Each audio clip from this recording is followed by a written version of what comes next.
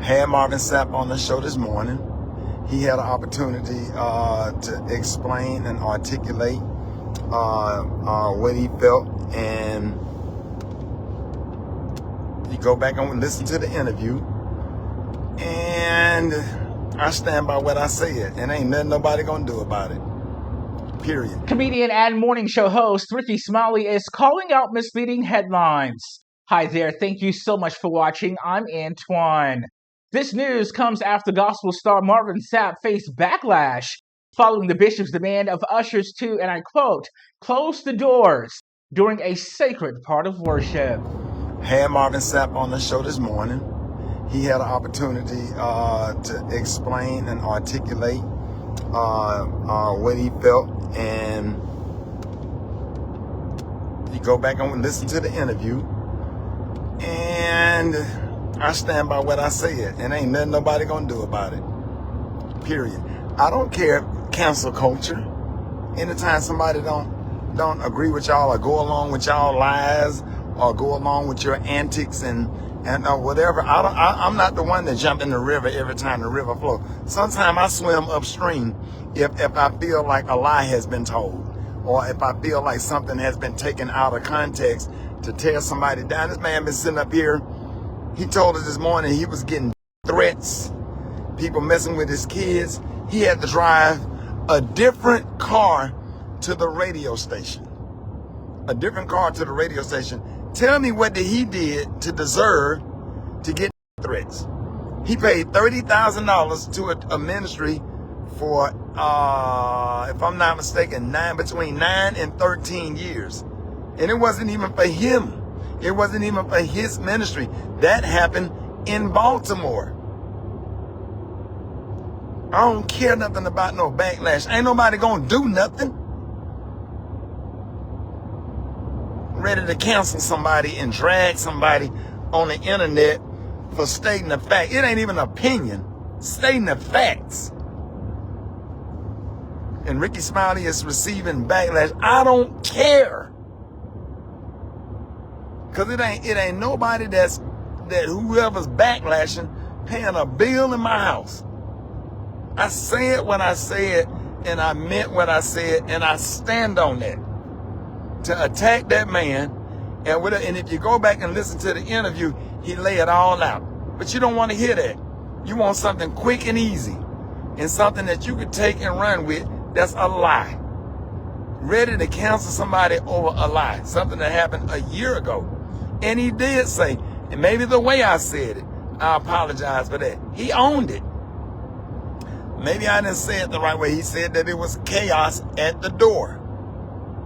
But you ready to cancel somebody and drag somebody for standing up for what's right and telling the truth. It's easy to go ahead and be a part of the lie. That's easy. It's easy to be like, yeah, sure did. What a shame. That's easy. But what's not easy and doing what's not popular is going along with the lie. I mean, it's standing up and telling the truth. That's what's not easy and not popular. It wasn't popular for me to say what I said. And he said, and Marvin Sapp said, he made his money selling music. He didn't need to hustle no $40,000. His song was #1 for how many weeks? 13, if I'm not mistaken. For however many weeks, his song was #1. He ain't signed with no record company that strip him of his money. He probably make most of the money that he put into his music. That's where his wealth comes from. And he in the stock market. And he have commercial real estate. He ain't trying to hustle nobody for no money. I know some do, but not him. I know him. And I'm one of them type of people, man. If my friend's wrong, I'm going to call them and I'm going to tell them they're wrong. He didn't do nothing wrong. You might not like the way he said, and he apologized for that. Ain't nobody perfect. Nobody saying that he perfect. I ain't perfect. And you ain't perfect. And ain't nobody in a position to judge. Now, while some take issue with the $40,000 and Joe Clark showing up telling the ushers to close the doors, I'm trying to find out when they started charging and get up on the pulpit. Somebody get Shirley Caesar on the line.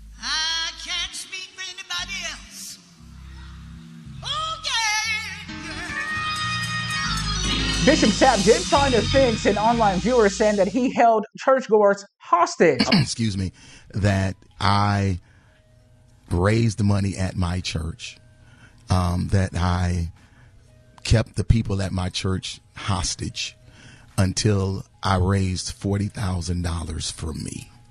That's the narrative that has been shared, that I locked folks up in my church, that, you know, I made them give $40,000 and I wouldn't allow them to leave until they gave it to me. And to be honest with you, that is absolutely false. Yeah. Number one, that offering was taken last year.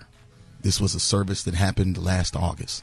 Number two, it didn't happen at my local church. It actually happened at a national organization's international meeting where churches from all over the country, all over the world came together for the purpose of celebrating the Lord and Savior Jesus Christ. People took issue with me saying, shut the doors. Understand, I never said lock the doors. Yeah. I said shut the doors. Shutting doors mean that people still have the ability to go in and out. They've taken issue with my tone. And I can honestly say, you know, looking at the video, maybe I was a little more assertive than I should have been. And I can apologize for that. You know, I can apologize for that. But three things I need to make sure the people understood. Number one, the $40,000, if it was $40,000 that was raised, was never given to me. That money was raised for the purpose of taking care of the budget for their conference, not Marvin Sapp. Number two, it didn't happen at my church. It happened in Baltimore. Number three, you know, people take issue with me being firm with the ushers. Anybody that goes to church, ushers one-on-one, that's the first thing they teach you as being an usher, is that there are 3 times you don't walk. You don't walk during the altar call. You don't walk during prayer. You don't walk during the offering. One of the reasons being is because of the sacredness of the moment. But it's also about security. Churches are being robbed at this point. It's happening all over the country. This is not something I'm making up. This is factual. So if you got 5,000 people in a room, you want the doors closed. You don't want the doors locked. I couldn't get them locked anyway. It's a convention center. But the doors needed to be closed, and there was a lot of pandemonium and stuff that was going on out there. But I wanted to share that first. But that ain't even the reason why I'm here. Here's the reason why I'm here. The reason why I'm here is because what has happened is people have taken clickbait and made something out of it that it isn't. And because of that, my church has been getting phone calls. People have called my church and cussed me out. My staff are afraid because I've received threats over $20 and shut the door. People have come to our campus. They have come to my church to try to cause problems, issues, challenges. And again, my children, I don't look at comments. We was talking about this. You know, I don't read comments. When you got millions of followers, you ain't got time to be reading all the comments. You just don't have it. Right. My children do. And they are afraid. And the reason being is because I'm their only parent. I'm a widower. You know, they're afraid for my safety. So now we've had to update and increase security and all the things I've never had to do before because of the vitriol and the anger that people have shown, the things that they've said in my thread and stuff. And all of this is because of a misunderstanding. And I'm not blaming people. Let me be clear. I'm not blaming anybody because of their misunderstanding. I'm just saying in all you're getting, get an understanding. And if I'm sharing with you that the $40,000 that I was trying to raise, and again, I don't know if the organization got 40, 10, 20, any of it. I don't know. I'm hoping that I actually raised more money so that I can help the organization that has been such a great support to me. These people. And again, let's be clear. Not a dime of that money. Not a dime of that money came to me. Not a dime of it. And where did your money come from? I've been blessed. I've been extremely blessed. I've sold millions of records. Millions. I'm a songwriter. How much have you gotten paid from? And we on radio live. Right. How much have you gotten paid from your church? I'm just saying. Okay, so Tell me Rickey, what you said during I'm the gonna tell you. commercial. What people don't know is that I pastored 16 years in the city of Grand Rapids, Michigan. I founded my church. I pastored 16 years. We had a great church. Still have a great church there. 16 years of pastoring. I never got paid a dime. That's a fact. 16 years. You can call the church. You can ask them. I pastored the Lighthouse for Life Center Church in Grand Rapids, Michigan for free for 16 years. 9 years of those 16 years, I gave a minimum of $30,000 a month to my church. Wow.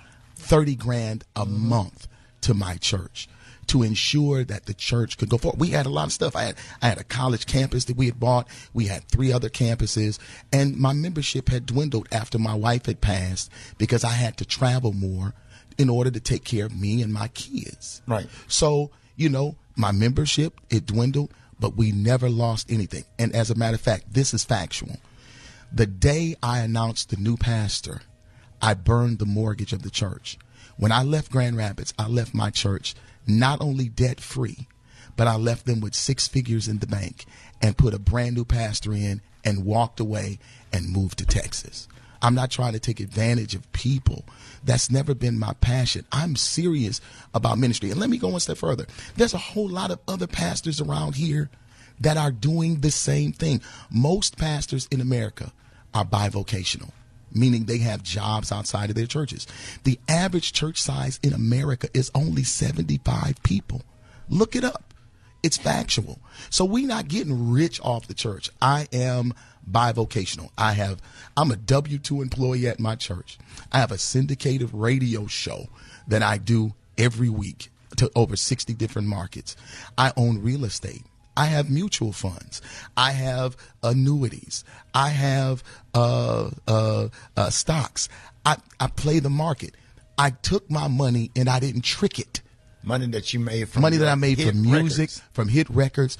I'm one of the only gospel artists with billions of streams. And you tour. And I tour. I just came off of a tour. Sure. That I made tons of money on. And I'm at the crib right now chilling because I don't have to go on tour. I can wait and do my next date. Basically, you saying all that to say you don't need no $40,000. I don't. Got it. And I will take it if they gonna give it to me. But Right. I did not raise this money for the premise and purpose. And that was a program that helped you get right to where you they are. gave me a platform. This organization is an organization I grew up in. It's a church organization I grew up in, and I'm appreciative. The reason why I'm gonna bring up the organization because it ain't none of y'all business.